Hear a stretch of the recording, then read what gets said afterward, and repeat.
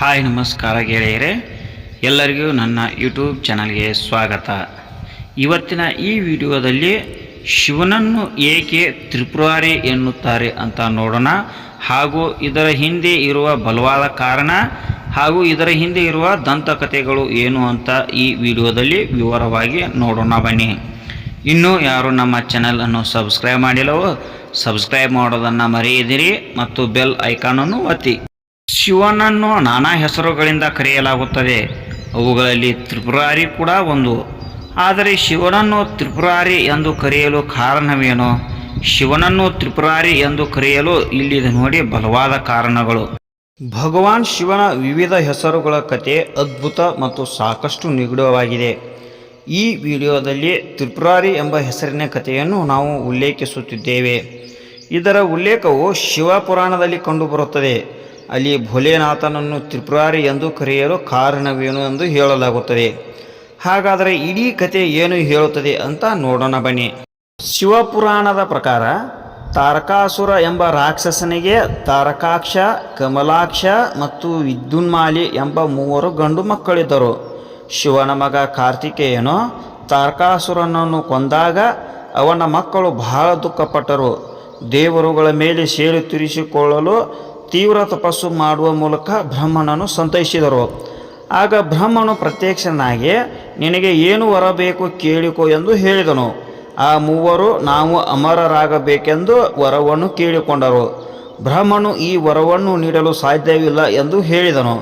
ಆದರೆ ಇದನ್ನು ಹೊರತುಪಡಿಸಿ ಬೇರಾವ ವರವನ್ನು ಕೇಳಿದರೂ ಅದನ್ನು ಮಾಡಲು ನಾನು ಸಿದ್ಧನಿದ್ದೇನೆ ಎಂದು ಹೇಳಿದನು. ತಾರಕಾಕ್ಷ, ಕಮಲಾಕ್ಷ ಮತ್ತು ವಿದ್ಯುನ್ಮಾಲಿ 3 ಬ್ರಹ್ಮನ ಬಳಿ ಮತ್ತೊಂದು ವರವನ್ನು ಕೇಳುವ ವಿಷಯದಲ್ಲಿ 3 ನಗರಗಳ ವರವನ್ನು ಕೇಳಿದರು. 3 ಓ ಬ್ರಹ್ಮದೇವ, ನೀವು ಸಂತೋಷವಾಗಿದ್ದರೆ ಮತ್ತು ವರವನ್ನು ನೀಡಲು ಬಯಸಿದರೆ ಈ ರೀತಿಯ 3 ನಗರಗಳನ್ನು ನಮಗೆ ನಿರ್ಮಿಸಿ. ಇದರಲ್ಲಿ ನಾವು 3 ಪ್ರತ್ಯೇಕವಾಗಿ ಕುಳಿತು ಇಡೀ ಭೂಮಿಯನ್ನು ಆಕಾಶ ಮಾರ್ಗದ ಮೂಲಕ 1000 ವರ್ಷಗಳವರೆಗೆ ಪ್ರಯಾಣಿಸುವಂತಿರಬೇಕು.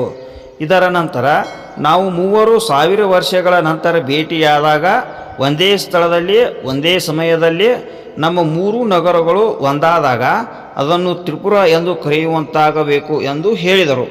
ತಾರಕಾಕ್ಷ, ಕಮಲಾಕ್ಷ ಮತ್ತು ವಿದ್ಯುನ್ಮಾಲಿ ಅವರು ನಮ್ಮ ತ್ರಿಪುರಗಳನ್ನು ಒಂದೇ ಬಾಣದಿಂದ ನಾಶ ಮಾಡುವವನು ನಮ್ಮ ಸಾವಿಗೆ ಕಾರಣವಾಗಬೇಕು ಎಂದು ಹೇಳಿದರು.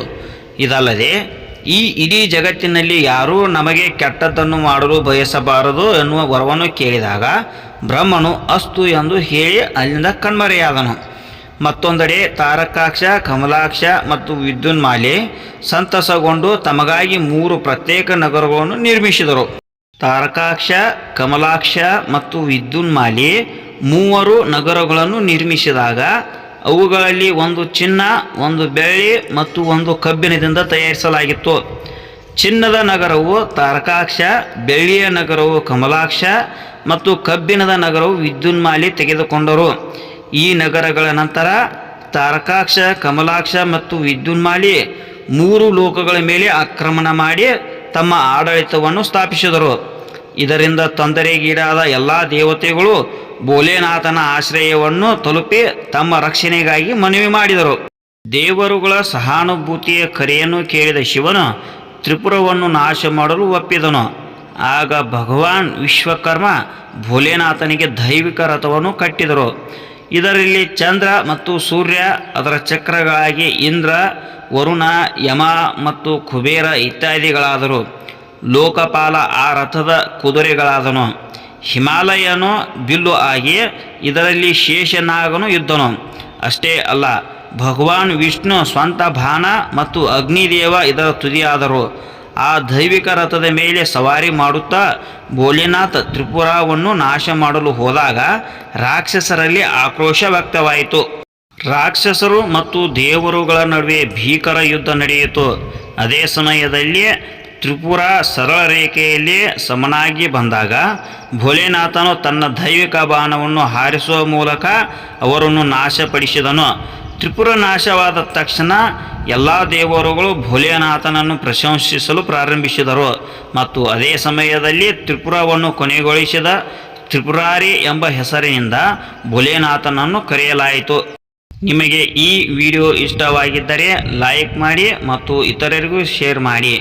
ಹಾಗೂ ಇನ್ನೂ ಇಂತಹ ಉಪಯುಕ್ತ ವಿಡಿಯೋಗಳಿಗಾಗಿ ನಮ್ಮ ಚಾನಲನ್ನು ಸಬ್ಸ್ಕ್ರೈಬ್ ಮಾಡಿ ಹಾಗೂ ಬೆಲ್ ಐಕಾನನ್ನು ಒತ್ತಿ.